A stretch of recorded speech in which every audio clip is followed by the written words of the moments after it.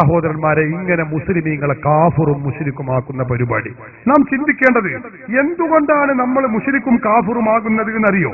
മുജാഹിദുകൾ സാധാരണ പറയാറുള്ളത്, നമ്മൾ നിസ്കരിക്കാത്തത് കൊണ്ടല്ല, നമ്മൾ നോമ്പനുഷ്ഠിക്കാത്തത് കൊണ്ടല്ല, സകാത്ത് കൊടുക്കാത്തത് കൊണ്ടല്ല, പിന്നെന്താ, നമ്മൾ അതൊക്കെ ചെയ്യുന്നുണ്ട്, പക്ഷേ അള്ളാഹുവിന്റെ റസൂലിനെ വിളിച്ച് സഹായം തേടുന്നു. അസ്സലാത്തു വസ്സലാമു അലൈക യാ സയ്യിദി യാ റസൂലല്ലാഹ്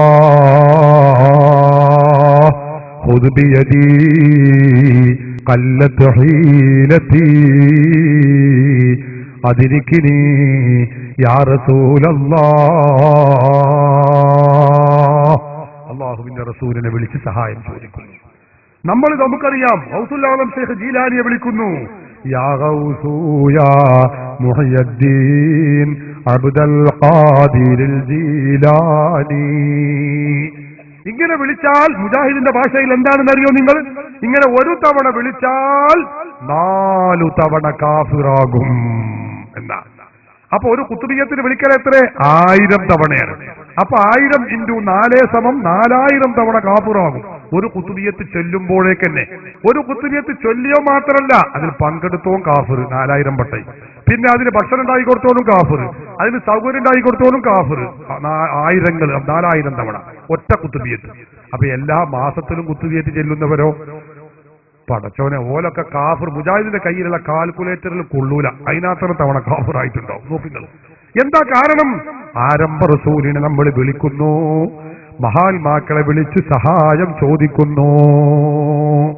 ഇതാണ് ഇതിന് കാരണം. ഞാൻ ഇതിന്റെ പ്രമാണങ്ങളിലേക്കൊന്നും കടക്കുന്നില്ല. ഒരു കാര്യം നമ്മൾ ചിന്തിക്കണം.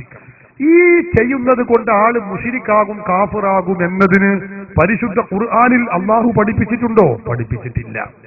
ഇല്ല. ഒരൊറ്റ ആയത്തിലും ആരംഭ റസൂലിനെ വിളിച്ച് സഹായം തേടാൻ പാടില്ല എന്ന് ഖുർആനിൽ അള്ളാഹു പറഞ്ഞിട്ടില്ല. ഹദീസുകളിൽ പറഞ്ഞിട്ടുണ്ടോ? പറഞ്ഞിട്ടില്ല. പിന്നെയോ അള്ളാഹുവിന്റെ ഖുർആൻ മുജാഹിദുകൾ ഓതി ദുർവ്യാഖ്യാനിക്കുകയാണ്. നമുക്കറിയാം, മുജാഹിദ് സാധാരണ പറയും, വഅന്നൽ മസാജിദ ലില്ലാഹി ഫലാ തദ്ഉ മഅല്ലാഹി അഹദാ. പള്ളികൾ അല്ലാഹുവിനുള്ളതാണ്, അതുകൊണ്ട് അല്ലാഹുവിനോട് കൂടെ മറ്റൊരാളെയും നിങ്ങൾ ദുആ ചെയ്യരുതേ. അതുപോലെ തന്നെ ഖുൽ ഇന്നമാ അദ്ഉ റബ്ബി വലാ ഉശ്രികു ബിഹി അഹദാ. അല്ലാഹുവിനോട് കൂടെ മറ്റൊരു വസ്തുവിനെയും ഞാൻ പങ്കു ചേർക്കൂല, അല്ലാഹുവിനോട് മാത്രമേ ദുആ ചെയ്യുകയുള്ളൂ. ഇങ്ങനെയുള്ള ആയത്തുകൾ, ഈ ആയത്തുകളൊക്കെ നമുക്കറിയാം. ഖുർആൻ വ്യാഖ്യാതാക്കൾ ഇതിന്റെ ശരിയായ വ്യാഖ്യാനം പഠിപ്പിച്ചിട്ടുണ്ട്. അതിന്റെ അർത്ഥം എന്താണ്? വഅന്നൽ മസാജിദ ലില്ലാഹി ഫലാ തദ്ഉ മഅല്ലാഹി അഹദാ ഐ ഫലാ തഅബുദു. അല്ലാഹു അല്ലാത്തവർക്ക് ഇബാദത്ത് എടുക്കരുത്, ആരാധിക്കരുത്. അല്ലാഹു അല്ലാത്തവർക്ക് ആരാധിക്കാൻ പാടില്ല. ഈ വിഷയത്തിൽ ഏത് സുന്നിക്കാ തർക്കമുള്ളത്? ഞങ്ങൾ എല്ലാവരും ഉറച്ചു വിശ്വസിക്കുന്നു, അല്ലാഹുവിന് മാത്രമേ ആരാധിക്കാവൂ, അല്ലാഹു അല്ലാത്തവർക്ക് ഇബാദത്ത് ചെയ്യാനേ പാടില്ല. ഉറപ്പാണ്.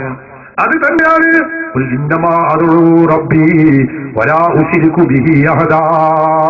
ഞാൻ എന്റെ റബ്ബിനോട് മാത്രമേ ദുആ ചെയ്യുകയുള്ളൂ. ഐ അഅ്ബുദു റബ്ബി. റബ്ബിനെ ഇബാദത്ത് എടുക്കൽ അല്ലാഹുവിന് മാത്രമേ ഉള്ളൂ. ഇങ്ങനെ എല്ലാ ആയത്തുകളുടെയും മുജാഹിദ് ദുർവ്യാഖ്യാനിക്കുന്ന ആയത്തുകളുടെയൊക്കെ യഥാർത്ഥം അതാണ്. അതൊക്കെ മാറ്റിവെച്ചുകൊണ്ടാണ് മുജാഹിദുകൾ ഈ ആയത്തുകളെ ദുർവ്യാഖ്യാനിക്കുന്നത്.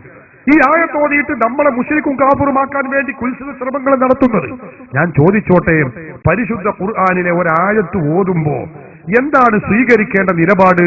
മുജാഹിദുകളുടെ നേതാവ് സക്കരിയ സലാഹി തന്നെ പറയുന്നത് ഞാൻ കേൾപ്പിച്ചു തരാം. അയാൾ പറയുന്നത് എന്താണ്? ഒരായത്തങ്ങ് ഓതിയാൽ പോരാ. നമ്മളോടല്ല പറയുന്നത്, മടവൂർ ഗ്രൂപ്പിന് മറുപടിയായിട്ട് പറയാൻ. അപ്പൊ അയാൾ പറയാണ്, ഒരായത്ത് ഓതിയാൽ പോരാ. ഒരായത്ത് ഓതുമ്പോ കഴിഞ്ഞ 13-14 നൂറ്റാണ്ട് കാലം ഈ ആയത്തിലെ ഖുർആൻ മുഫസ്സിറുകൾ, മുഹദ്ദിസുകൾ, ഫുഖഹാക്കൾ 14 നൂറ്റാണ്ട് കാലം എന്താണ്, ഏത് നിലപാടാണ് സ്വീകരിച്ചത് എന്ന് നോക്കണം. എന്നിട്ടാണ് ആയത്തിന് അർത്ഥം വെക്കേണ്ടത്. ആരാ പറയുന്നത്? മുജാഹിദ് നേതാവ്. കേട്ടോളൂ അയാൾ പറയുന്നത്. ഇപ്പൊ ചില ആളുകൾ പറയുന്നത് ഖുർആനിനെതിരല്ലേ, ഈ ഖുർആനിനെതിരാണെന്ന് അഹ്ലുസുന്നത്തിലെ പണ്ഡിതന്മാർക്കൊന്നും മനസ്സിലായില്ല. 13 നൂറ്റാണ്ട് കഴിഞ്ഞു പോയ ഈ സമുദായത്തിലെ ഇമാമുകൾക്കോ മുഹദ്ദിസുകൾക്കോ ഫുഖഹാക്കൾക്കോ ഒന്നും ഖുർആനിന്റെ വില മനസ്സിലായത്? ഇവർക്ക് മാത്രമേ 4 മുർശിദികൾക്കപ്പോ ഖുർആൻ മനസ്സിലായത്? അതന്നെ ഞങ്ങൾ ചോദിക്കണേ, നിങ്ങൾ 4 മുർശിദികൾക്ക് മാത്രമാണോ ഖുർആൻ മനസ്സിലായത്? ഞങ്ങൾ ചോദിക്കുന്നത് ചോദ്യമാണത്. കാരണം കഴിഞ്ഞു പോയ മുഹദ്ദിസുകൾ, മുഫസ്സിറുകൾ, ഫുഖഹാ അവരൊക്കെ 13 നൂറ്റാണ്ട് കാലം ജീവിച്ച ഏതെങ്കിലും ഒരു മഹാത്മാവ് പറഞ്ഞോ വന്നൽ മസാജിദ ലില്ലാഹി ഫലാ തദ്ഉ മഅല്ലാഹി അഹദാ എന്ന ആയത്തിന്റെ അർത്ഥം റസൂലുള്ളാഹി തങ്ങളോട് സഹായം ചോദിക്കാൻ പാടില്ല എന്താണെന്ന് ആരെങ്കിലും പറഞ്ഞോ? പറഞ്ഞിട്ടില്ല. ഏത് മുഫസ്സിറാ പറഞ്ഞത്? 13 നൂറ്റാണ്ട് കാലം ജീവിച്ച ഒരൊറ്റ മുഫസ്സിറും പറഞ്ഞിട്ടില്ല. ഖുൽ ഇന്നമാ അദ്ഉ റബ്ബി വലാ ഉശ്രികു ബിഹി അഹദാ. പറഞ്ഞോ ഏതെങ്കിലും ഒരു മുഫസ്സിർ ഇതിന്റെ അർത്ഥം റസൂലുള്ളാഹിനെ വിളിക്കാൻ പാടില്ല, മുഹയ്യിദ്ദീൻ ശേഖരെ വിളിക്കാൻ പാടില്ല, ബദരീങ്ങളെ വിളിക്കാൻ പാടില്ല എന്നാണെന്ന്? പറഞ്ഞിട്ടില്ല. ഒരൊറ്റയാളും പറഞ്ഞിട്ടില്ല. ഞാൻ പറയല്ല, നിങ്ങൾ ചിന്തിക്കണം. 13 നൂറ്റാണ്ടിന്റെ പാരമ്പര്യം, ആ പാരമ്പര്യം പരതരമെന്ന് സക്കരിയ സലാഹി തന്നെ പറയുന്നു. കഴിഞ്ഞില്ല, അയാൾ എന്നെ പറയുന്നത് കേട്ടോളൂ. അഹ്ലുസുന്നത്തിന്റെ ഉലമാക്കൾ ഈ വിഷയത്തിൽ സ്വീകരിച്ച നിലപാടേതോ അതിൽ ഞങ്ങൾ ഉറച്ചു നിൽക്കുമെന്ന് പറയാൻ നിങ്ങൾക്ക് ധൈര്യമുണ്ടോ? ധൈര്യമുണ്ടോ? ഞങ്ങൾ ചോദിക്കുന്നതാണ്. അഹ്ലുസുന്നത്തിന്റെ ഉലമാക്കൾ കഴിഞ്ഞ 13, 14 നൂറ്റാണ്ട് കാലം അല്ലാഹുവിന്റെ റസൂലിനെ വിളിക്കാൻ പറ്റുമോ ഇല്ലയോ എന്ന വിഷയത്തിൽ അവർ സ്വീകരിച്ച നിലപാട് എന്താണ്? അതിൽ ഉറച്ചു നിൽക്കാൻ കേരളത്തിലെ മുജാഹിദുകളിലെ 2 ഗ്രൂപ്പുകളും ഞങ്ങൾ ആവശ്യപ്പെടുകയാണ്. തയ്യാറുണ്ടോ? നിങ്ങൾക്ക് കഴിയുമോ? കഴിയില്ല. ഇത് സക്കരിയ സലാഹിയുടെ ചോദ്യം, എന്റെ ചോദ്യമല്ല. ഞങ്ങളും പറയുന്നത് അവർ പറഞ്ഞിരുന്നതാ. ഈ വിഷയത്തിൽ 14 നൂറ്റാണ്ട് കാലത്തെ മുസ്ലിം പാരമ്പര്യം അഹ്ലുസുന്നത്തിന്റെ ഉലമാക്കൾ എന്തു നിലപാട് സ്വീകരിച്ചു എന്ന് നോക്കണം. അഹ്ലുസുന്നത്തിന്റെ ഉലമാക്കളെ നിലപാട് എന്താണ്?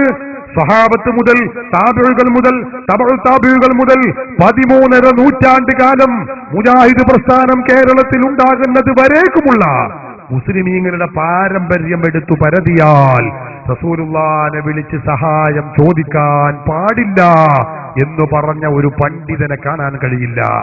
എന്നല്ല, ലോകത്ത് കഴിഞ്ഞു പോയ പണ്ഡിത മഹത്തുക്കൾ മുഴുക്കയും ആരംഭ റസൂലിനെ വിളിച്ച് സഹായം ചോദിച്ചവരാണ്, ശഫാഅത്ത് തേടിയവരാണ്, തവസ്സുൽ ചെയ്തവരാണ്, അത് ചെയ്യാൻ വേണ്ടി നിർദ്ദേശിച്ചവരാണ്. അത് ശിർക്കാണ്, കുഫ്റാണെന്ന് പറഞ്ഞ ഒരൊറ്റ പണ്ഡിതനെ കാണാൻ കഴിയില്ല. മുജാഹിദിന്റെ നേതാവ് ഇബ്നു തൈമിയയെയും ശിങ്കിടികളെയും അല്ലാതെ ലോകത്തൊരാളെയും കാണാൻ കഴിയില്ല. ഗ്രന്ഥങ്ങളായ ഗ്രന്ഥങ്ങൾ എന്റെ കയ്യിലുണ്ട്. 1 അല്ല 2 അല്ല 100 എണ്ണം എനിക്ക് നിന്നിടത്തുനിന്ന് പറയാൻ കഴിയും. ഇമാമുകൾ, അഹ്ലുസുന്നയുടെ ഉലമാക്കൾ, സ്വഹാബത്ത്, താബിഉകൾ, പൂർവീകർ. നിങ്ങൾക്കറിയില്ലേ, മദ്ഹബിന്റെ ഇമാമുകളിൽ 1ാമത്തെ ഇമാമാണ് മഹാനായ ഇമാമുൽ ആളം അബൂ ഹനീഫത്തുൽ കൂഫി, ഹനഫി മദ്ഹബിന്റെ ഇമാം. സ്വഹാബികളിൽ നിരവധി ആളുകളെ നേരിൽ കണ്ട മഹാഇമാവ്. നോക്കണം നിങ്ങൾ, ആ മഹാനായ ഇമാമുൽ ആളം അബൂ ഹനീഫ തങ്ങള് ആരംഭ റസൂലിനെ വിളിച്ചുകൊണ്ട് സഹായം തേടുന്നു. നോക്കണേ നിങ്ങൾ, ഹിജ്റ 100 വർഷം റസൂലുള്ളാഹി വഫാത്തായിട്ട് 100 വർഷം കഴിഞ്ഞതിന് ശേഷം റസൂലുള്ളാഹിനെ വിളിച്ച് തേടുന്നു. യാ സയ്യിദ സാദാതി ജിതുക ഖാസിദാ